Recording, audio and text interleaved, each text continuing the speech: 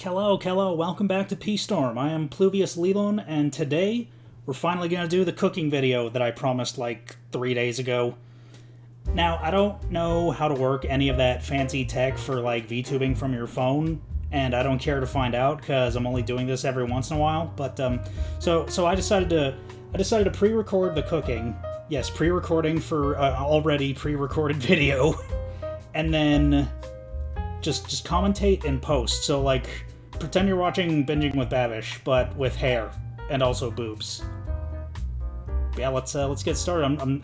Today I'm doing mac and cheeseburger. So there's my ingredients. So let me just. Okay, so there's milk, chopped onions, mac and cheese, boxed mac and cheese. I mean, you could just use like elbow macaroni by itself and just like fresh cheese. I don't care. I don't care. Once you start making this recipe, I'm no longer the chef. You are.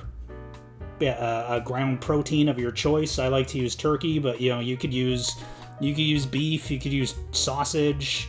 Heck, if you're vegan, you could use like beans or tofu or what have you. Again, once you start making this, you're the chef. And then over there is the most important ingredient. Yeah, let's continue on. So you grab the star of the show, and you just pour it on in there, and you give it a good stir.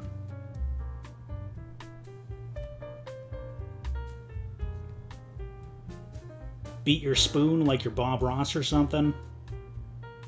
Then you turn on the heat. Turn on the heat on the other side of the stove, and then you wipe dust off of your stove that hasn't been used in a while. Then you add just a drizzle of oil, and you just kind of tilt your pan around to try and evenly distribute that oil.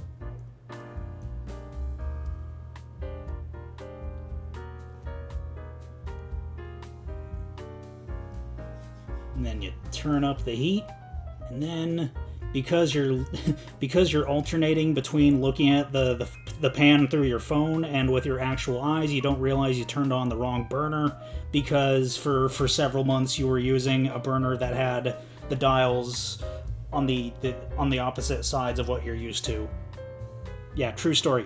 Okay, so at the rental house that I lived at for a while, yeah, the dial for the power burner was on the far side of the stove, whereas the dial for the back burner was closer to the middle. So that took a while to get used to. So now, after I finally got used to that, I have to get used to this again.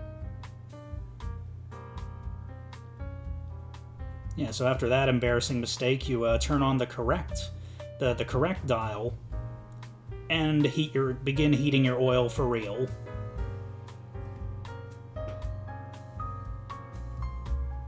Just wait for that stuff to thin out. I'm not entirely sure I used enough oil here. And then you decide that's good enough. Try and scoop the meat out of the package, but you realize it's become too soft, so you just grab the whole package and just slide it on out, trying to make sure that the paper at the bottom of the package doesn't come out with it. And then you remember to stir your macaroni and start breaking up that meat, or beans, or whatever you're cooking with. I mean, really, if you're using beans, I don't think you'll have to break them up like this. I mean, I don't know. Did they make like ground beans specifically as like a meat substitute? I guess that's what tofu is. I don't know. I don't know tofu. I don't know meat substitutes. I kind of want to try this with ground mushrooms at some point, just speaking of meat substitutes. Because I do love mushrooms. I mean, there's a reason mushrooms are also referred to as toadstools. Then, Binging with Babish uses kosher salt, but I like to use pink Himalayan salt because I'm fancy like that, and it's what we happen to have on hand. And then you struggle to season it with one hand, and then before you decide to put your phone in your Jackerpocker, and just grind it like that. So yeah, you put in your pink Himalayan salt and your freshly ground black pepper. And then once your meat's sufficiently ground, you start adding your onion, which really should have gone in first if you want that first class ticket to Flavor Town. But then you just start mixing in those onions, making sure you get like a even distribution of meat and onions throughout the pan. Yeah, you want that shit heated evenly. I don't care who you are. And then you try to take the macaroni off the heat and realize that the pot is too hot, so you get some pot holders. Put your phone in your jacker pocker once more. And then, if you're lazy like me, you're probably not going to use a colander, so just be careful. Yeah, as you're draining the water, just be careful not to spill any macaroni with it. And finally, once your onions are cooked to your liking, you grab your milk, which can amazingly be opened with one hand. Then you just pour in just a little bit, just that much. I don't know. I don't measure this stuff. I just eyeball it. Then get the MVP in there. Rip that open with your teeth. And then you just sprinkle it on in there. Again, you can use real cheese, well, okay, I guess the cheese in mac and cheese is real cheese, or so it claims, but you can use, like, fresh cheese, but sometimes I do, but yeah. And then you just keep on stirring until there's little to no granules remaining, and then you grab your pot of pasta. I hope you left a little bit of pasta water in there, because that's going to add, like, moisture and deliciousness. And you just plop it on in there. I don't know if it really matters whether you put the pasta or the cheese in first. I like to add the cheese just because I want more of the cheese flavor in my meat than in my pasta. But I don't know if it really makes a difference. But yeah, you just continue to stir.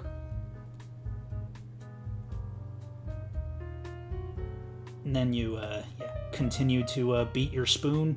Yeah, you don't want nothing escaping. Yeah, and then you almost forget the most important ingredient, Dave's Insanity sauce. And then you pour just an unholy amount of the stuff out of the near empty bottle that you've had for a couple years. And you just, like everything else that came before it, you just stir it on in. Just keep on stirring until this pan starts to smoke. Holy shit.